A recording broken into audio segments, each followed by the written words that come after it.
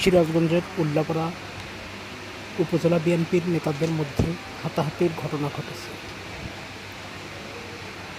গতকাল বৃহস্পতিবার সন্ধ্যায় ঢাকার একটি হোটেলে এই ঘটনা ঘটে।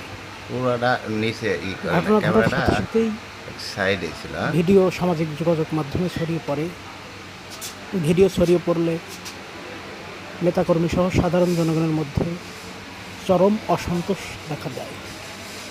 ভিডিওতে দেখা যাচ্ছে উল্লাপাড়া সলঙ্গা আসনের সাবেক সংসদ সদস্য শিক্ষা অনুরাগী এম আকবর আলী সাবেক ছাত্রনেতা শরফুদ্দিন মঞ্জুকে কথা কাটাকাটির এক পর্যায়ে ধাক্কা দিয়ে ফেলে দিচ্ছেন।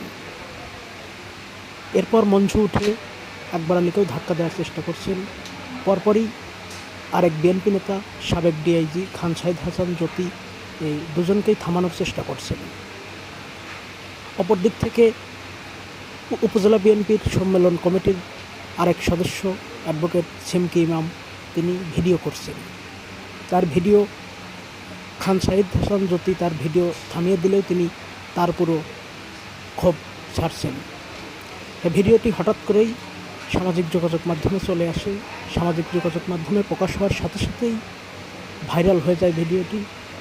এর পরপরই তুমুল আলোচনার সৃষ্টি হয়েছে এই ভিডিওটি কেন্দ্র করে। সাধারণ নেতাকর্মীরা বলছেন, নেতৃত্বস্থানীয় পর্যায়ের নেতারা যদি এমন আচরণ করে তবে আমরা তৃণমূলের নেতারা তাদের থেকে কী শিখব।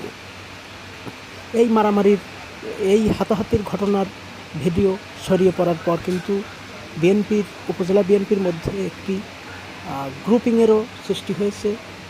এখানে দেখা যাচ্ছে আকবর আলী এবং শরফুদ্দিন মঞ্জু দুজনই উল্লাপাড়ার বিএনপির নেতা, তাদের সমর্থকদের মধ্যেও একটা গ্রুপিংয়ের সৃষ্টি হয়েছে।